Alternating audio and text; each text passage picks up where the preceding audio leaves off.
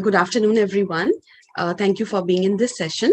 And I am Professor Navrati Saxena. I am in the Computer Science Department.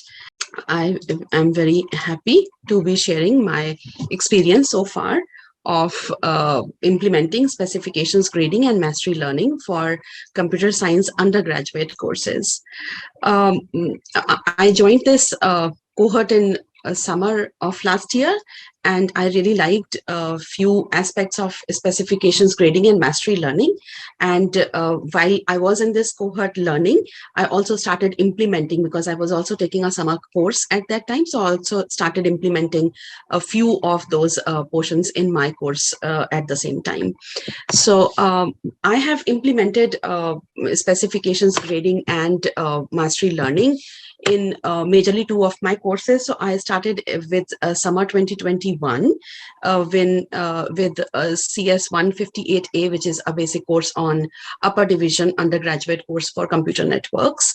And before specifications grading, one of my course homepage, this is the Canvas homepage, it would look like the one which we see on the left, which was not very informative.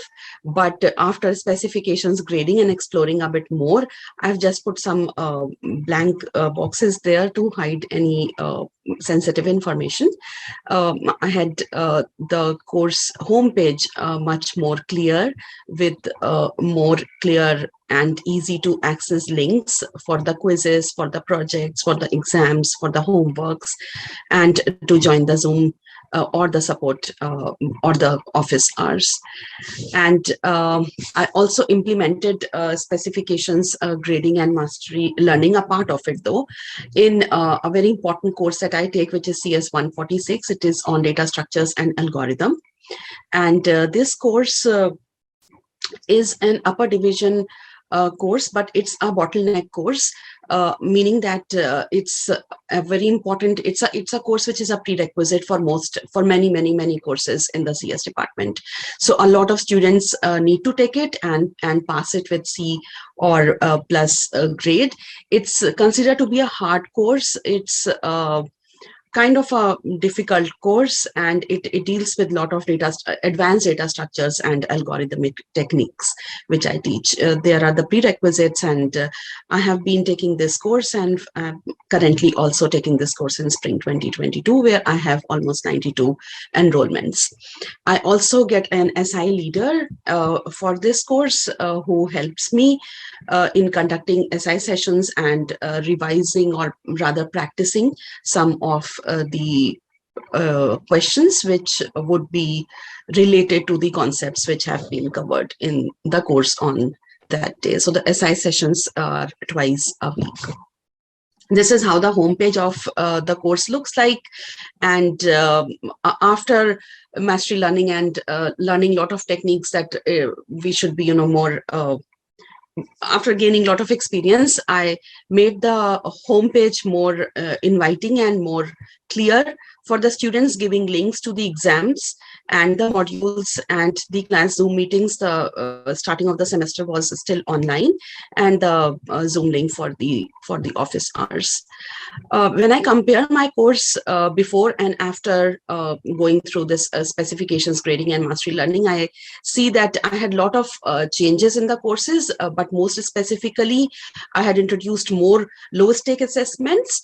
I come, like Nikos was previously mentioning in the previous session, I also come from that culture where we had high stakes, less assessments, but then I adapted to more low-stake quizzes and homeworks, and allowed resubmissions to most of the homeworks, but not the quizzes. So I had nicely framed the course learning outcomes, and also tried to associate them with the assessments that we were doing. I now have 5 low-stake quizzes of, and then 2 exams, homeworks, 5 homeworks, and I don't do partial grading, but for the homeworks, I allow resubmissions and regrading. I really actively support, strongly support active learning. So I have these low stake assessments. We do, I do give multiple non-graded assignments. there are a lot of programming practice assignments given to the students. And I also give a lot of lead code problems, not only for practice, but also in homeworks, so that the students are exposed to not only programming problems, but also lead code programming problems, which could vary in terms of simple problems, medium level, or hard, and their hard problems are quite hard to be solved. I allow resubmissions. So for the homeworks, so the students submit their homework, they get it graded. And me and the grader both try to give as much feedback as possible to the student, explaining why did they lose the point and what more is expected, giving them hints, not rather the fixes. And then the students are allowed to take their own time, resubmit the homework after making the corrections, and we regrade. And this way, I believe that they get a chance to know their mistakes, to correct them and resubmit. It increases their retainability. I strongly support that. And I give them multiple chances to resubmit. And always when they resubmit, we try to make sure that we regrade. But we don't keep regrading every time they submit. So if they submit it today, they can submit anytime. It's always open.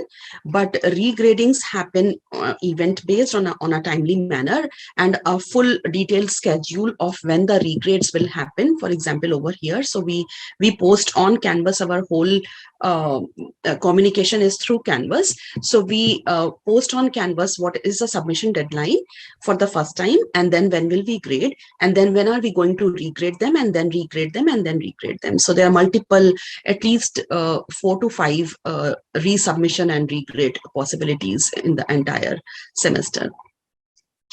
I have also made sure to improve on the learning objectives, on the language of the assessments, then the homepage, Canvas homepage, and the announcements, so as to have a more clear syllabus, so that the students find it more accessible and more easy to understand.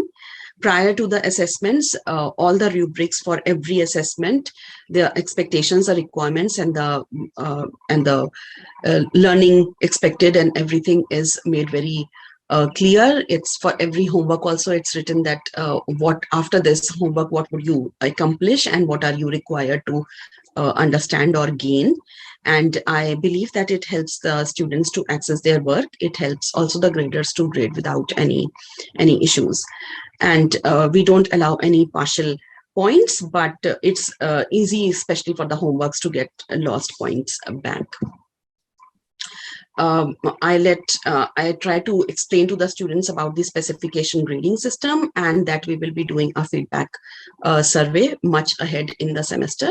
And as I explained, that the regrading schedule is mentioned in a very nice survey. This is just one of those announcements which I captured. And I haven't yet implemented the whole of the specification grading and master learning. Especially, I have not implemented the token system implementation yet, partly because I'm still not very comfortable on how would I be managing it, although it is still under construction, and I believe that probably within the next semester or so, I should be able to, because I truly like that system. And but I face issues. 146 is a course which is extremely, we have a lot on our plate to be dealt with. And if I have to explain a lot of the grading policy in the class, in the grading system, I might lose a lot of time to do that. So I feel it is a little hard for the students to understand, and it needs a lot of time to make them clearly understand, so that they are at peace and they are comfortable with the system. So that is one thing which is keeping me away, but probably I would select another course for the full implementation of specifications grading and mastery learning. But I see that I don't have a graph to show on how successful this implementation was, but I can clearly see that if I compare with my previous semester grades, that this grading system has helped students to improve their grades. And with the notes that I receive and the feedback that I receive, I can see that they have more confidence in their programming skills for sure. And they are more satisfied with what they have learned. And they especially feel that, yes, it was not for the point, but it was uh, for me mastering the topic, which was important and for which I was allowed the resubmissions and all. And this has truly, especially because of the resubmissions, I can see that it has facilitated more one-on-one discussions with the students. They have been encouraged to come meet me and discuss and get more on the feedback and gain from it. So far, I'm very happy in my journey of implementing specifications, grading, and mastery learning. And I would thank everyone here to help me in this. Thank you so much.